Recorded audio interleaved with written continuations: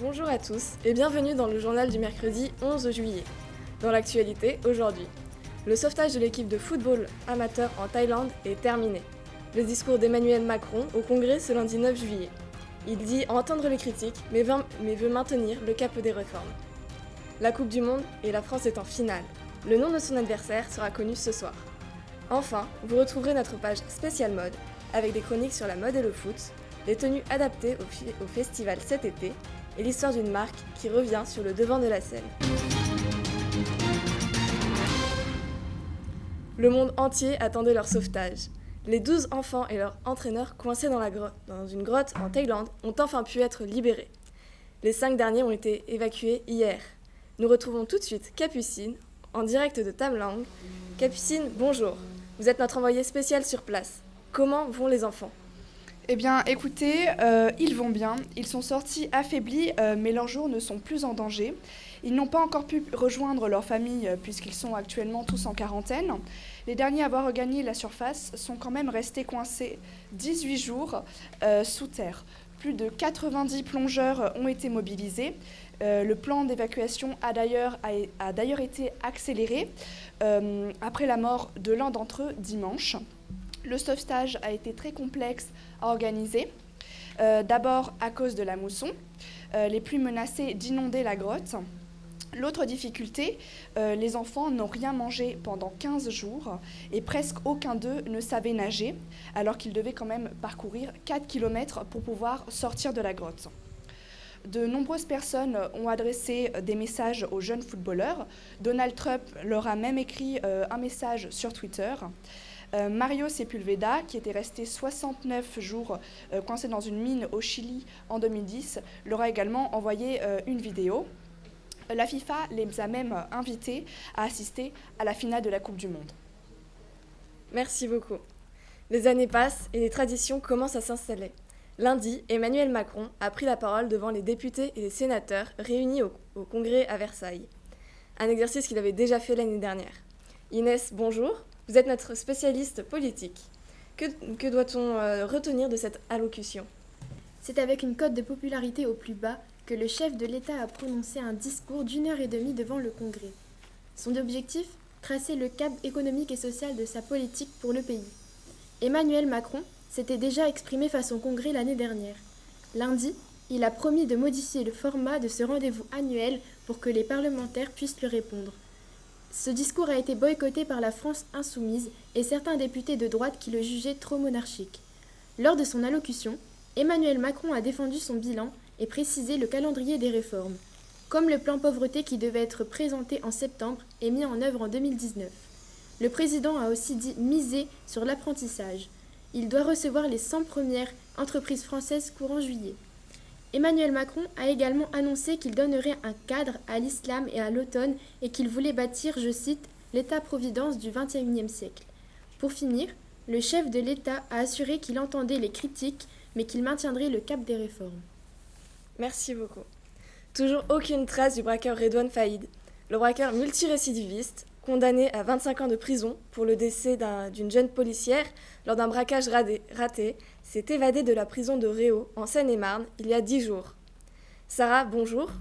Vous êtes notre envoyée spéciale devant la prison de Réau. Où en est la traque ? Bonjour Mao. Eh bien, elle patine. Cela fait maintenant plus de 10 jours que le fugitif demeure introuvable. Il est en cavale depuis dimanche 1er juillet, date à laquelle ses complices ont pris en otage un pilote d'hélicoptère pour atterrir dans la prison et repartir. Ce sont désormais une centaine de policiers spécialisés de la police judiciaire qui se concentrent sur la traque, contre 2900 dans les premières heures qui ont suivi l'évasion. Un haut fonctionnaire de la police judiciaire a décrit Redouane Faïd comme un individu dangereux, un criminel qui a déjà tué. Une allusion à l'affaire du braquage raté qui a coûté la vie à une policière municipale, Aurélie Fouquet, en 2010.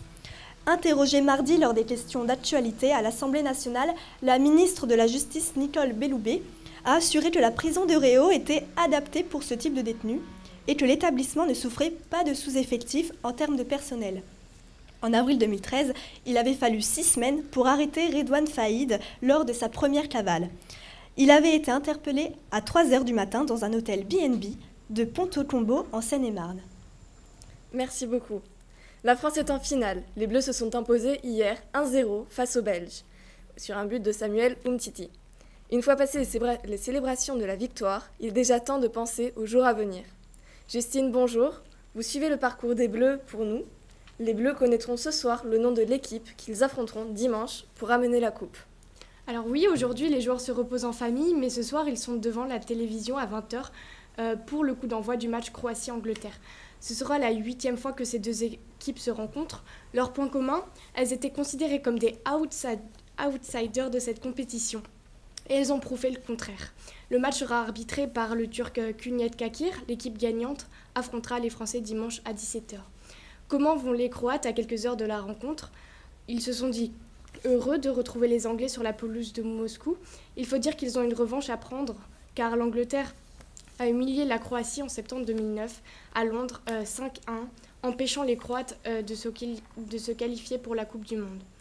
Du côté de l'Angleterre, Jordan Henderson, l'un des meilleurs attaquants, s'est blessé au ischio-jambier face à la Suède. Nous ne savons donc pas encore s'il jouera ce soir. Au cas contraire, il sera remplacé par Eric Dier. Mais les Anglais ne se laissent pas abattre. Ils possèdent toujours leur gardien, Harry Kane, dont certains qualifient même du nouveau roi d'Angleterre. Très bien, merci beaucoup. Et puisque nous parlons de football, pourquoi ne pas continuer sur la mode ? Les deux univers ne sont pas incompatibles.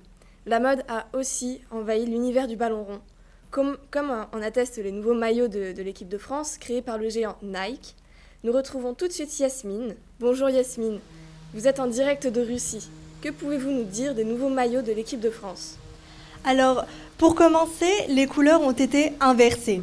Le maillot bleu clair à manches bleu foncé est devenu bleu foncé à manches bleu clair et chiné. Un passepoil a également été ajouté au niveau du col avec le drapeau français.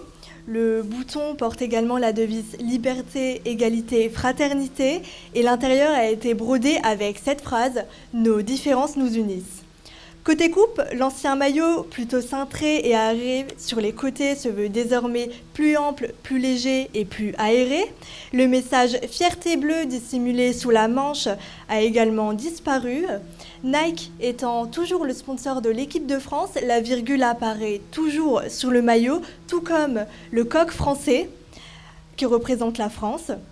Et pour les maillots extérieurs, la tenue des Français était blanche avec une manche rouge et l'autre bleue. Elle est maintenant blanche avec du bleu et du rouge chiné. 2 bandes d'aération ont été disposées un peu partout et l'intérieur porte aussi ce slogan « Nos différences nous unissent ». Très bien, merci beaucoup. Coachella, Calvi on the Rock, Tomorrowland, les festivals de l'été sont devenus des destinations de vacances ultra tendance. Mais la question, que doit-on glisser dans sa valise avant de partir ? Pour le savoir, nous accueillons Élise. Élise, bonjour. Vous êtes notre spécialiste mode. Comment doit-on s'habiller en festival ? Bonjour Mao. Pour commencer, les festivals permettent de s'amuser, mais aussi, depuis l'explosion des réseaux sociaux, nous avons pu voir des tenues les plus jolies et les plus originales les unes que les autres. En effet, toutes les stars du moment postent leur look devant la grande route Coachella ou devant la scène resplendissante du Tomorrowland. À Tomorrowland, par exemple, je vous conseille de porter des boots car il est important pour vous de ne pas vous faire écraser les pieds, ainsi que de porter une tenue légère comme des shorts, des jupes ou des robes, car il est important pour vous d'être confortable toute la journée. Les motifs fleuris à carreaux ou à rayures sont évidemment très tendance. N'oubliez pas les accessoires qui peuvent apporter un petit plus à votre tenue, comme un chapeau, des lunettes de soleil 70s ou des bracelets par abondance, car il faut briller. Idem pour les paillettes, les couronnes de fleurs ou les tatouages éphémères, puisque le look des festivaliers se veut être très bohème. Si vous avez opté pour un festival de rock, la tendance ne change pas, les Doc Martens restent un article indémodable. Pour ce qui est des événements Summers, Ibiza reste the place to be. Et ici, il ne faut pas hésiter, les shorts, les maillots de bain et les lunettes de soleil sont évidemment indispensables. Très bien, merci beaucoup. C'est une marque italienne qui est née en 1911, qui après une éclipse d'une quinzaine d'années revient en force. Il s'agit bien sûr de Fila. La marque sera pour la toute première fois de son histoire à la Fashion Week de Milan, qui aura lieu du 18 au 24 septembre 2018. Anaïs, bonjour. Vous êtes notre correspondante à Milan. Que pouvez-vous nous dire de Fila ? Bonjour Mao.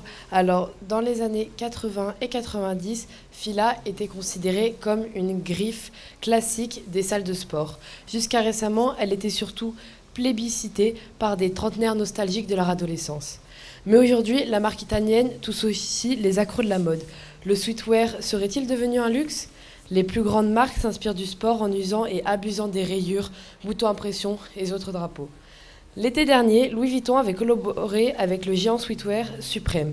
À la dernière Fashion Week de Milan, en février 2018, Fendi invitait Fila pour une collection capsule. En septembre, Fila aura son propre défilé. La nouvelle ligne 100% streetwear printemps-été 2019 a été imaginée par le directeur artistique de Fila, Antonio Ingrasciota, qui a décidé d'ajouter une petite touche de modernité à cette nouvelle collection de prêt-à-porter pour femmes.